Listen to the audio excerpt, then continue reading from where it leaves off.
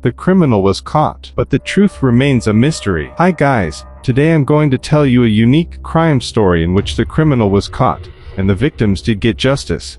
But the truth has never come to light to this day. The evening of November 12, 2022, began like many others for college students in Moscow, Idaho. Ethan Chapin and his girlfriend, Xana Kernodle, had been at a Sigma Chi fraternity party, and returned home around 1:45 a.m. Meanwhile, Madison Mogen and Kaylee Goncalves were out downtown, grabbing a drink and food at a sports bar and food truck. Security video captured them at 1:41 a.m. chatting and smiling, before they left for what police later said was a private ride home.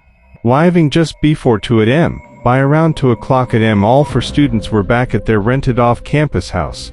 Goncalves and Mogen on the third floor, Kernodle and Chapin on the second floor, where two roommates also lived, but remained asleep. 7 unanswered calls from Goncalves' phone between 2:26 a.m. and 2:52 a.m., and 3 from Mogen's around 2:44 a.m. triggered investigation. None implicated the recipient. Shortly before 4 o'clock a.m. a DoorDash delivery arrived at the house. Moments later, at 4:12 a.m. Kernodle's phone showed she was active on TikTok. At approximately 4:17 a.m., security footage around the home recorded whimpering, a loud thud, and a dog barking multiple times. A surviving roommate on the second floor reported hearing a voice say, "There's someone here," then a male voice replying, "It's okay, I'm going to help you." When she finally saw a masked figure in black walking past her door, she froze and locked herself in her room. The police believe the murders took place between 4 o'clock and 4:25 a.m. All four victims were stabbed to death in their beds, Mogen and Goncalves in Mogen's room, Kernodle and Chapin in Kernodle's. There were no signs of forced entry or theft and no weapon recovered. Autopsies showed multiple stab wounds. One victim suffered over 30. At least one showed defensive wounds. Nearly 8 hours passed before someone inside the home called 911, believing someone was unconscious. When authorities arrived at noon, the door stood open, the surviving roommates were present, and nothing appeared missing. 2 roommates had survived without physical harm. The community reeled. Moscow hadn't seen a murder since 2015. The university canceled classes for November 14 and delayed a vigil. Many students left town early for Thanksgiving break. Police received thousands of tips, over 15,000, while misinformation spread online. Investigators focused on surveillance footage showing a white or light-colored Hyundai Elantra making multiple passes near the house before and after the estimated time of the killings. Public records identified that vehicle as being owned by Bryan Kohberger, a 27-year-old criminology PhD student at Washington State University in Pullman.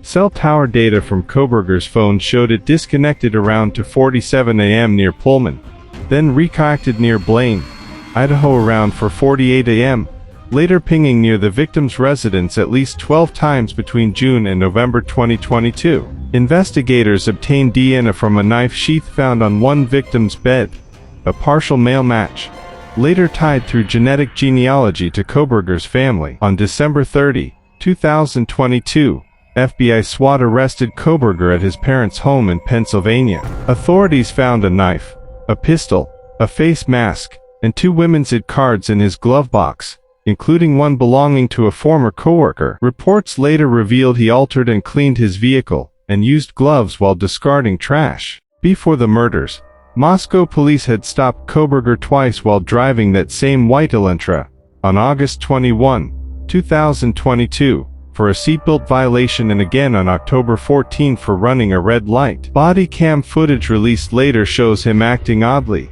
emphasizing his honesty to officers. Prosecutors plan to use that as part of the case. Kohberger initially pleaded not guilty and remained silent through proceedings. Authorities sought the death penalty in mid-2023. The trial was moved to Boise, scheduled for August 2025. But on July 2, 2025, weeks before trial, Kohberger entered a guilty plea as part of a deal granting him for consecutive life sentences without parole and a 10-year term for burglary. He also waived appeal rights, the deal eliminating the possibility of capital punishment. On July 23, 2025, Judge Stephen Hippler formally sentenced him to for life terms plus the burglary sentence, and $270,000 in fines. In court, families delivered emotional impact statements. Judge Hippler called Kohberger a faceless coward, and said pursuing his motive would amplify his infamy. Kohberger remained silent throughout. Olivia Goncalves,